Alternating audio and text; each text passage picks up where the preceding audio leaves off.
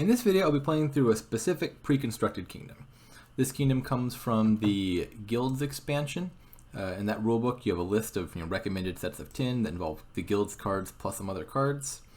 This one is one of the ones that uses Guilds and Prosperity.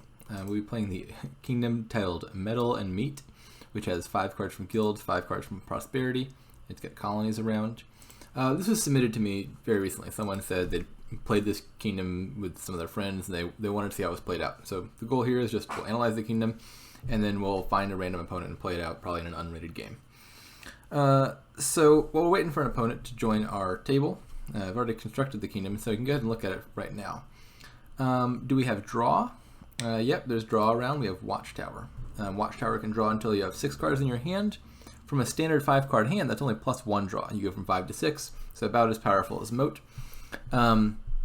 Watchtower is pretty bad with treasures because the first Watchtower you play can draw you up to 6, but then from there on out, the second Watchtower, the third Watchtower, etc., are only keeping your hand at 6 cards.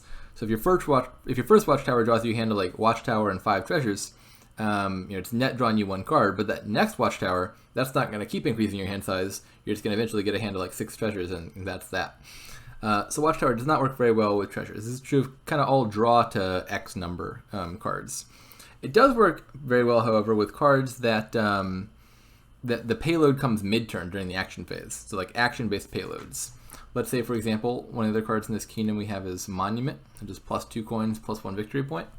Imagine you had a deck that was just Watchtowers, Monuments, and some villages.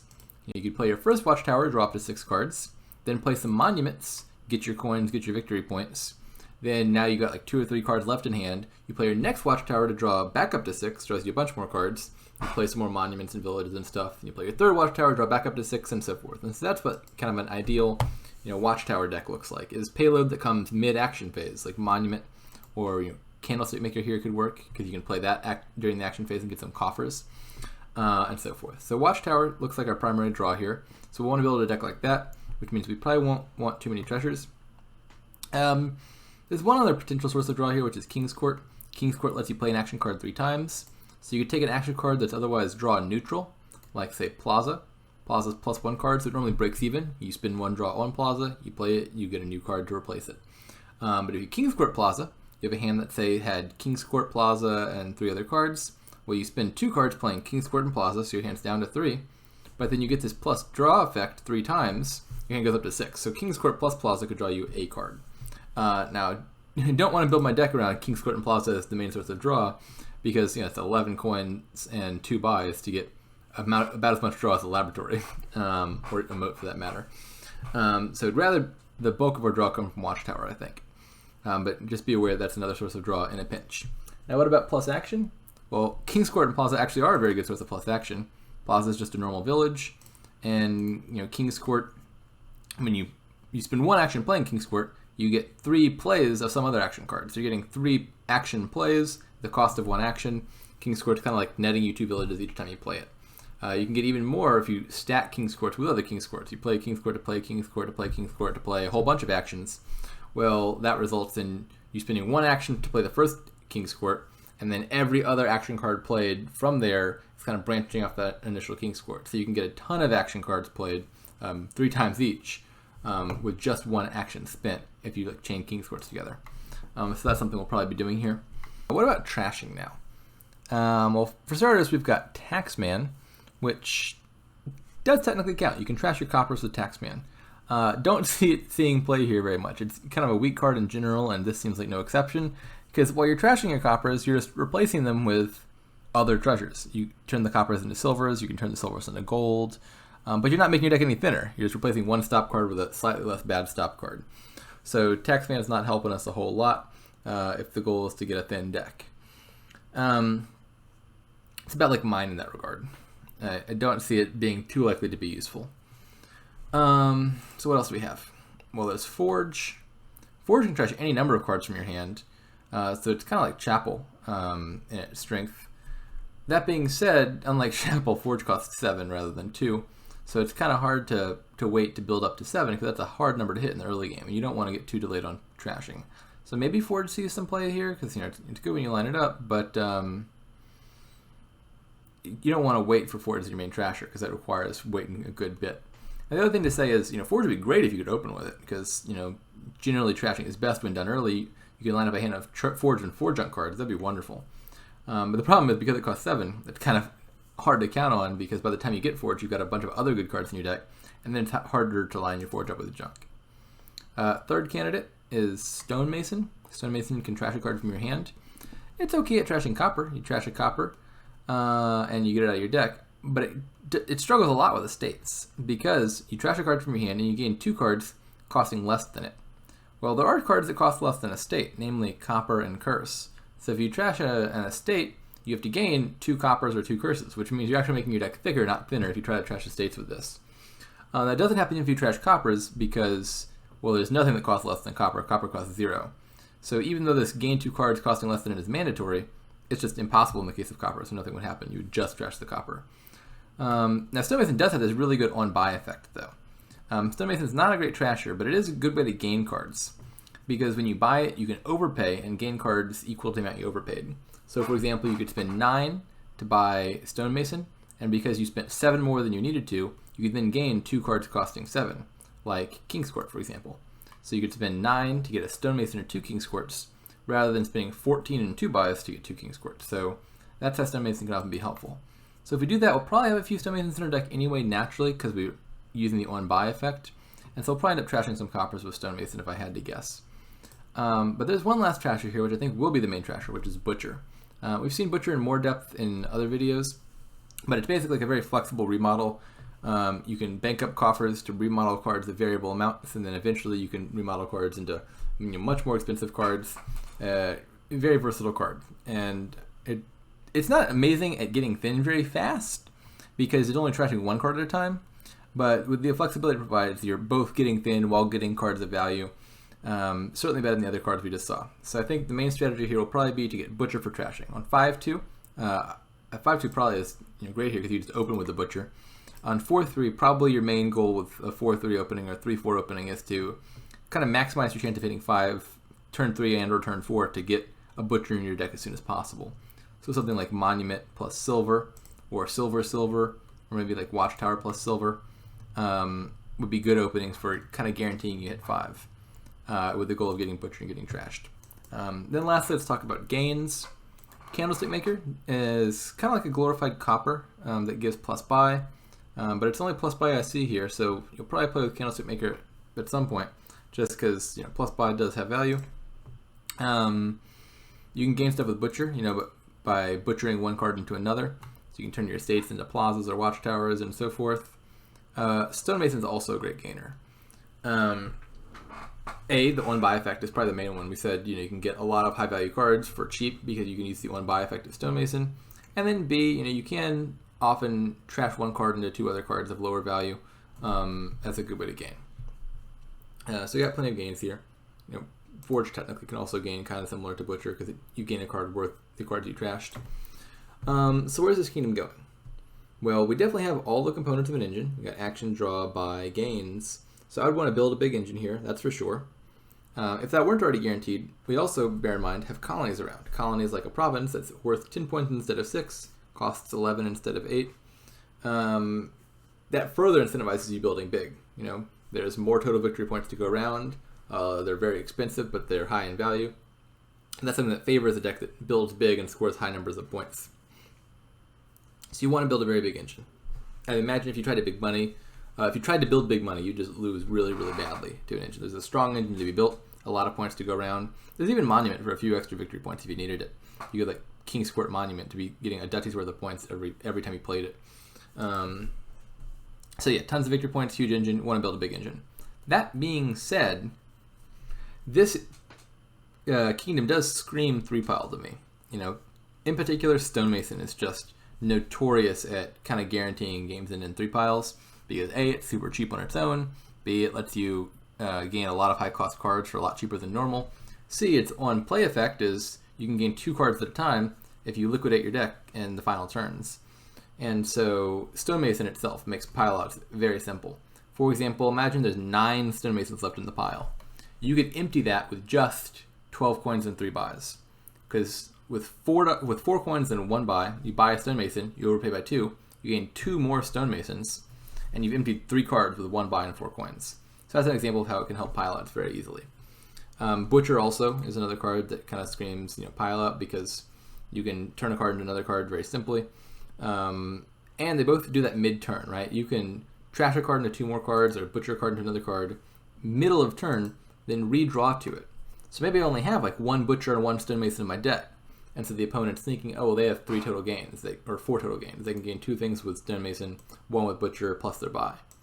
But what if, say, I stonemason a silver into 2 more stonemasons, then use those 2 stonemasons to gain 2 more stonemasons each, and so forth. Or I butcher a card into another butcher, draw the butcher that into another butcher, and so forth. And so cards that can gain mid-turn also have this sort of cascade effect of you can gain a bunch of gainers, which then gain gainers, and so forth. And that can lead to pile-outs happening quite rapidly, especially with strong engine enablers like King's Court that allow you to play a bunch of those. I estimate that in a competitive game there's like a 90-95% chance this game ends in a 3 pile, because what's going to happen is you got to build a big engine, right? If you play big money, you're just going to get crushed. The engine will run circles around you. But if you're both building big engines, you're probably getting a lot of the key gainers like stonemasons and butchers, and so those piles are depleting fast, and you've got big decks that have the potential to gain lots and lots of cards very fast if they need to. And so you get this very unstable race where both players are kind of constantly threatening massive pileouts. And so what I imagine happens is one player will get their deck online a little bit faster, and then the game will end on a kind of rapid 3 pile. It seems very unlikely to end on provinces or colonies emptying before that happens. And again, you can't just jump straight to provinces or colonies and just like play big money and score. If you do that, then you don't have deck control. The engine can build for a very long time, and then they'll win eventually. So that's my diagnosis. I think this is a big engine kingdom, one that's likely to end on 3 pile. You'll build up. What that'll look like is probably butcher early to get trashed, plazas and watchtowers are your action and draw. Then you throw a bunch of King's Courts in there. All of a sudden you're like King's Courting butcher, King's Courting stonemason, getting huge amounts of gains, and piles will just evaporate and someone will win. That's my guess. All right, let's play through this kingdom. So 4-3, want to get to butcher, so I think I'll open with watchtower and silver. Oh, they got 5-2. 5-2 is definitely the better opening here because it means you just get to open straight with butcher. That's kind of the key card we want early on. I'm not sure if I take a candlestick maker. I'm kind of on the fence about that. You can probably get plenty of them anyway, butchering your estates and coppers into them. I think I'd probably skip it because it's kind of a glorified copper for most purposes. But I don't hate the idea of buying a candlestick maker as well. All right, so we've got 2 more estates coming up, which is kind of sad. Ideally, I think I would have hit like 5 and 4 instead of 6 and 3 on turns 3 and 4. So I'd love to buy a butcher and a plaza. Another question is, do I add a second watchtower, a second silver? I don't really want a lot of silvers long term, but I think I can afford to add 1 more silver. Mostly on the grounds that stonemason's around. So if I hit big numbers, like if I hit 6, I can get 2 plazas instead of 1 using stonemason's effect. If I hit 9, I can get 2 King's Courts. So I'm a little less averse than I otherwise might be to getting a little bit more treasure. We'll probably trash it all eventually, though. Should I play this watchtower? It's a bit of a gamble. Okay, it paid off. That was very risky, because if I drew the butcher, I wasn't going to be able to play it. But I can now add 2 plazas to my deck. Oh no! Well, my butcher's the very bottom card of my deck. So I'm not going to play it anyway. This is kind of unfortunate, because it means this first reshuffle, I bought the butcher. In the second reshuffle, it turns 5 and 6. I wanted to play the butcher, but now the butcher is in the bottom 2 cards. So now it's going to get shuffled into that third reshuffle of my deck. So I'm only going to play it for the first time during the third reshuffle, which is pretty late. It's pretty late. We'll definitely add a second butcher in hopes of catching up. They had their butcher turn 1, turn 2, so they get to play their butcher during the first reshuffle. We're seeing ours during the third. They should be quite ahead in trashing. Let's look what they've done since then. Getting monuments. I don't like the mass monument idea. Like the minor amount of points it's scoring you is, I think, kind of insignificant compared to what this deck will eventually be able to do. Maybe just want a plaza here. Take a plaza, take a second watchtower.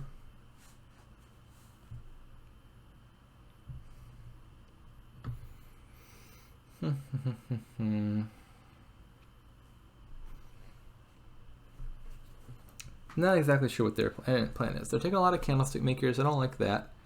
You know, so candlestick maker is kind of like a glorified copper. You know, it's +1 action. You spend an action to play it, and you get an action back. So it's action neutral. Copper is likewise action neutral because you don't have to spend an action to play copper in the first place. It's +1 coffer, which is slightly better than +1 coin because it's like +1 coin that you can bank for next turn, and it's +1 coin that can kind of interact with butcher. But kind of fundamentally, it's very much like a copper that has +buy on it, which is, you get it if you need +buy, but you don't want to just like spam tons of coppers in your deck, and that's kind of what you're doing with the Candlestick Maker. To its credit, it does work better with Watchtower. You know, you can play the Candlestick Maker mid-turn, and then redraw the Watchtower, which you can't do with an actual copper. So it's not like it's that bad, but I still don't want a bunch of them.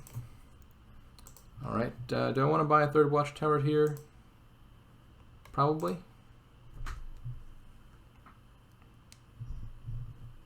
All right, so we get to do the little Plaza Watchtower thing. You know, if I played my Watchtower now, I would draw 2 total cards. My hand would have 4 in it, I draw up to 6.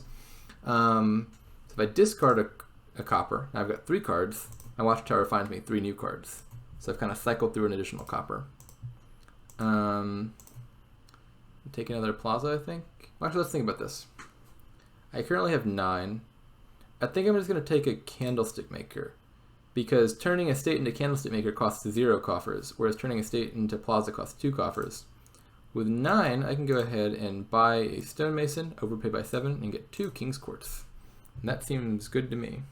King's Court is a very strong card.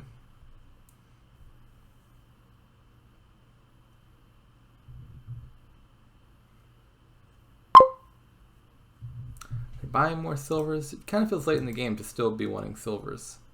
Not really sure about that play by them. Let's just go ahead. In fact, we're about to get rid of our silver. Let's take another butcher. We top deck that. We're about to draw it. Oh, nice, nice, nice. So I'm going to King's Court this butcher. Here's another nice butcher interaction. Butcher plus Watchtower. So butcher's not amazing at getting rid of coppers because it gives you 2 coffers. So the butcher could turn your copper into like an estate or a Candlestick Maker or whatever. And if you wanted to do any better than that, you'd have to store up some coffers first to be able to butcher the copper into higher cost cards, which is not impossible. And these cards, Candlestick Maker's not terrible or anything, but I don't want to just have like 7 Candlestick Makers in my deck. But Watchtower's got this nice little effect, which is when you gain a card, you can reveal Watchtower to trash that card immediately.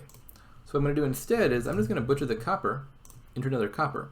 That costs 0 coffers. So if I butcher copper into copper, I'm still keeping these 2 coffers for later because I don't have to spend any coffers to do that. But because I've now gained a new copper, I can just trash that. So I've now gotten the copper out of my deck by just turning into a new copper and trashing with Watchtower at the cost of 0 coffers. So I'm going to do that again. Trash that. Now let's set up for next turn. I've got most of my cards that I value in hand already. I see my King's Court, my Plazas, my Watchtowers, my Butchers. So I kind of want to make sure I can draw well next turn. I think what I'll do is, I still got this Watchtower round, so I can also use this effect. Instead of trashing, I can use it to top deck whatever I get. So I'll just turn this Stonemason into another Watchtower, put that on top for draw, and then I will buy 2 more Plazas. Top deck those. And do I want the Stonemason? Probably not. I'll just go ahead and trash the Stonemason, again with Watchtower's effect. And I've got, I think, a pretty nice starting hand for drawing with next turn.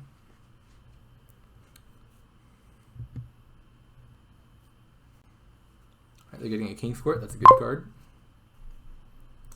Okay, so we'll discard a copper. We can trash. Well, let's play this Plaza first. We can play this Plaza. We can trash the copper with Stonemason.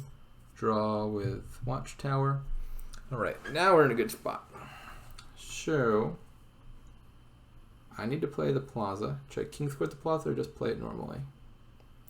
I think I'll just play the Plaza normally. And now I will King's Court my Butcher I have a watchtower in hand, so anything I gain right now I can just put straight on the top of my deck if I want to. So I kind of want to seed my top of deck to make sure I can draw well again. So maybe I turn this into another plaza to make sure I have extra action coming up. Can turn this into another watchtower. Top deck that as well, so now I've got action and draw coming up. And maybe I just trash this copper into copper and just get rid of it. Put my watchtower in a redraw. Perfect. Should I discard that copper? Probably. We can redraw it in a second. Discard. Play watchtower. Alright. Now we can do this one more time, I think.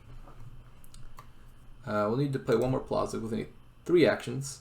1 action for King's Court Butcher, 1 action for Watchtower, 1 action left over, so I can still play cards after I do it. But now I've got a hand in which I can King's Court Butcher. What do I want? Probably another King's Court, right? Just have to get King's Court.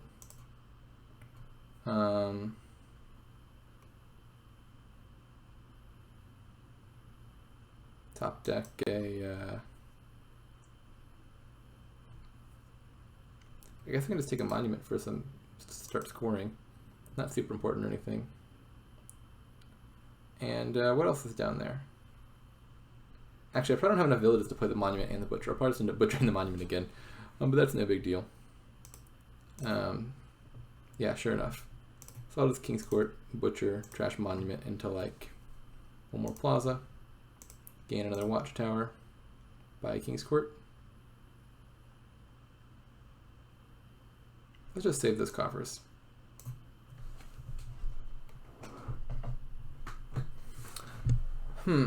So I've got a bunch of terminal actions in my hand. I'm considering whether I should just King's Court the plaza to give me a bunch of extra action to work with. If I want to play it risky, I could play the plaza, play the watchtower, and look for a better King's Court target. I'll play it safe and just take a bunch of extra action this way. There's a good chance I could pile out this turn. Let's try. So King's Court, Butcher, top deck King's Court, top deck King's Court, top deck Watchtower. Now if I draw, it's a nice hand to start off with. King's Court, Butcher, top deck King's Court, top deck Watchtower, don't trash. Now we're King's Courting on a Watchtower, so theoretically we're playing it 3 times, but Watchtower draws still 6 cards, so you play Watchtower second time, you draw to still 6 cards, third time still 6. So King's Courting Watchtower doesn't really do anything, but we kind of have to do it anyway just because our King's Courts were still in play. So now, I think I've already got, I have the pile out in hand. I could Stonemason Plaza to gain the Watchtower, and then I have enough coffers to buy Stonemason for 2 King's Courts. But I don't have any plus buy or anything, so that wouldn't be a win, that'd be a loss. So I need to find that last Butcher. Alright, so now I've got the win. I can just go ahead and, let's see, so we'll trash one of these into King's Court, I guess. Top deck, King's Court, top deck. We can take another Butcher to play with our King's Court. King's Court the Butcher. So now piles are about to be empty. And I just need to score more than 7 points, which seems quite easy to do.